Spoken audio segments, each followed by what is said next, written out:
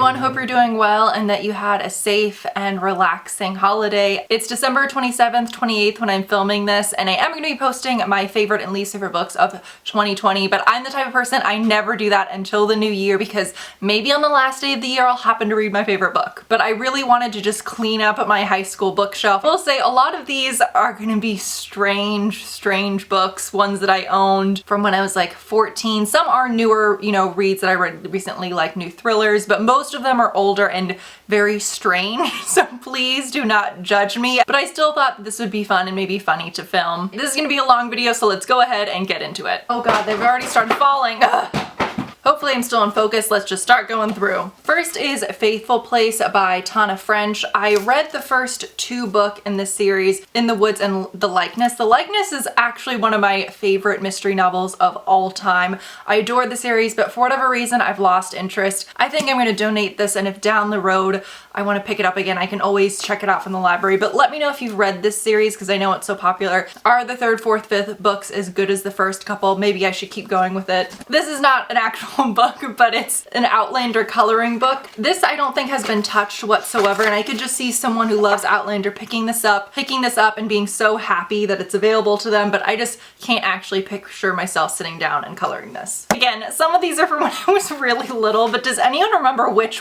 I was obsessed with this. I have multiple copies of The Outsiders. This is one of my favorite books I read in middle or high school, but I don't need multiple, so donating one of those. This next one has a story behind it, and I don't know if I should be flipping through it because it's pictures of kids that I don't know, so I want to be careful with that. So I'll cover their faces, but this was accidentally sent in the mail to us how many years ago? Maybe 2 years ago. I searched all over. This is one of those family albums. Again, it's a family's kids, so I don't want to show that here, but it is a wonderful picture book made by grandparents to their family. I looked all over Facebook, all over online. I can't find this family anywhere because I feel terrible that the grandparents went through the effort of making this and it was sent to us for whatever reason by accident. But the family is called Petoskey, P-E-T-O-S-K-E-Y,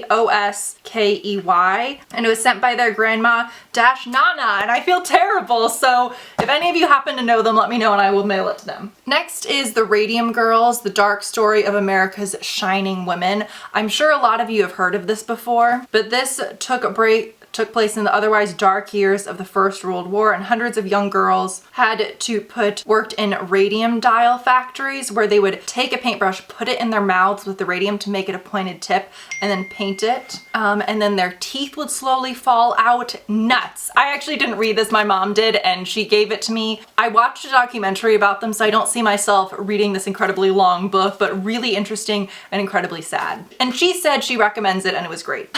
These next few, I want to be mindful about what I say about them because my mom occasionally watches my videos, but just for a little bit of context, I'm not a religious person. My family is very Catholic. And so what year is this book from?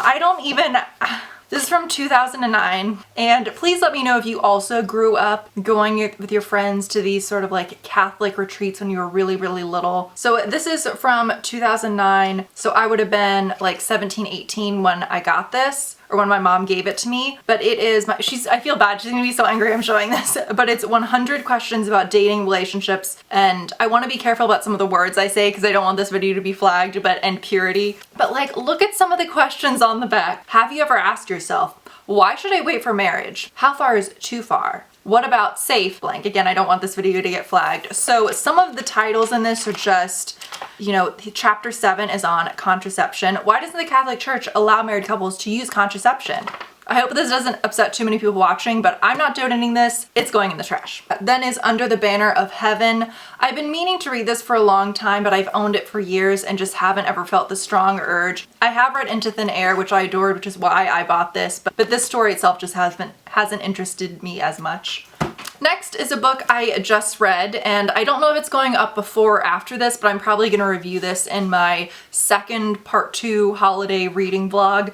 but this is Little Secrets by Jennifer Hillier. I was really looking forward to this because I've been really looking forward to reading Jennifer Hillier for a really long time. It was fun. I read through it really quickly, but it wasn't a favorite, and I personally just don't like to own books I've read unless they're a top favorite of all time. I thought I was so cool in high school because some of my favorite books were like a choke, and I just remember reading this and feeling very mature, which is a little bit pathetic. It's a fun book, but I don't need to own it. This is a book that I read, I think just a few years ago, and I'm donating it because I have zero memory of it, and if I have no memory of it, then clearly I didn't love it that much, but that is Hotel Iris by Yoko Ogawa. And this takes place in a crumbling seaside hotel on the coast of Japan. And I think this has to do with an uncomfortable romance, maybe some murder. I remember it being a little bit of a disturbing book, but I also remember being a tiny bit bored, so I'm gonna donate that, but I'm sure someone will be excited to pick it up. Next, I feel bad, but this is a book I just haven't read and I was excited about it at the time, but I've lost interest, and that is The Ice Twins. But I should pause for a second and say, I'm sorry I'm not saying summaries for all of these, but this video would be 30 minutes long if I did, and you all can just Google the summaries if you're interested. But I did want to pause and say that if you've read any of them and I'm mentioning that I didn't read them and you absolutely love them, still feel free to let me know because it's probably going to be at least a couple weeks until I actually go donate these. Next is The Medea Complex. And I remember this was, I think maybe I'm wrong, I think one of the first books I was ever sent when I started posting book reviews. Maybe it was just a year or two after I started. And I remember it being fun, but not super memorable, so donating that. This one I'm going back and forth on, and it's Full Dark No Stars by Stephen King.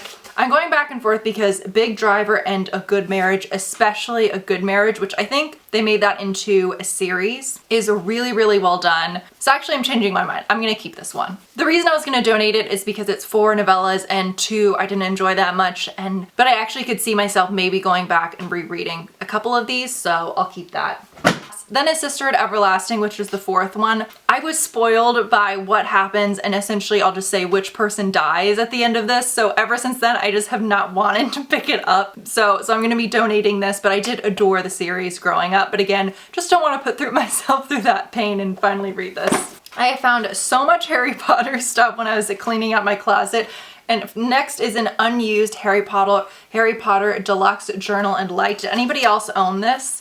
It's got the little snitches at the top. I'm sure some kid will be excited to get that. Then is Lord of the Flies. Read this in high school. It's still in really good condition, so I'm sure someone will be looking forward to get that. Completely unrelated, but has anybody been watching The Wilds on Amazon Prime? I thought it looked cheesy when I saw the trailer, but it's surprisingly, in my opinion, I think it's very good, and that's what I've been really enjoying binging over the holidays. I highly recommend. I also highly recommend, and I'm not saying this in a funny way, Letters to Satan Claus on Sci-Fi is such a good satire, and it's objectively really funny and good. Highly recommend. This one will probably bring back some memories to those of you who are part of BookTube 6-7 years ago, because this was really popular, and that is The Merciless. This is a YA horror novel, and as I'm holding it, I actually think I'm going to keep it, just because looking at this and holding it does bring me a lot of joy, even though I'll probably never reread it, so I'm going to keep that. Next is another book in the same series, The Trespasser. Actually, is this part of the series? Being on the Murder Squad, So we'll see, maybe down the road I'll pick these up and read eventually over the Libby app. The Whisper Man by Alex North. This I got from Book of the Month a while ago, and I read it. Good murder mystery, detective mystery, but one of my goals, and I'll talk about this in a future video, is to read less books like this in 2021.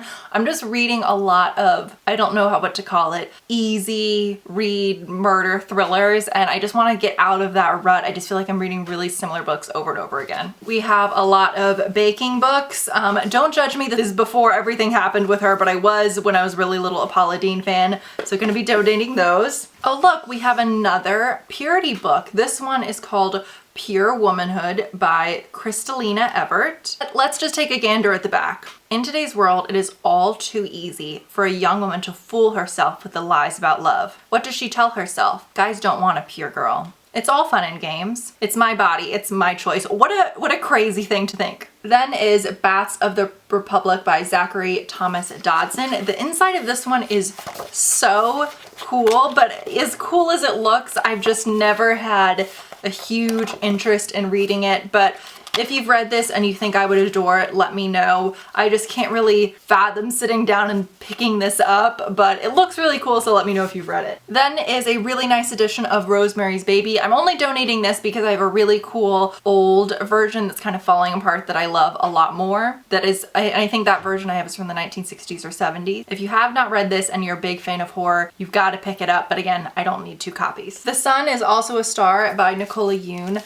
I think that I read this. I'm not positive off the top of my head, but I just can't really picture myself sitting down and reading this. Young adult romance is just not really my genre of choice, but I'm sure someone else will be excited to read this. This is a book that I have 2 copies of for some reason. I think they were both sent to me very kindly, but eventually I do want to read the other version, but it's called The Rib from Which I Remake the World, and there's something so eerie about this cover. In a small rural Arkansas town in the midst of World War II, hotel house detective George Jojo Walker wearily maintains the status quo. What begins with a gruesome and impossible murder soon spirals into a hallucinatory waking nightmare for Jojo. Nightmares that converge with his reality. But this just sounds really eerie and different and weird, so excited to read the other copy I have of that. And then finally, this I think will also bring back, similar to Merciless, a lot of memories for those of you who were part of BookTube a while ago, but that is Leviathan by Scott Westerfeld. I don't think I ever actually sat down and read this, and I just can't see myself reading it in the future, but I remember being so excited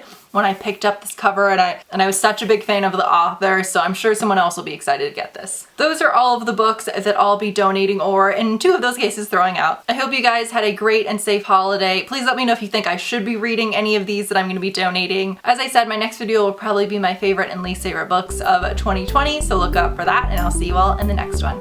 Bye.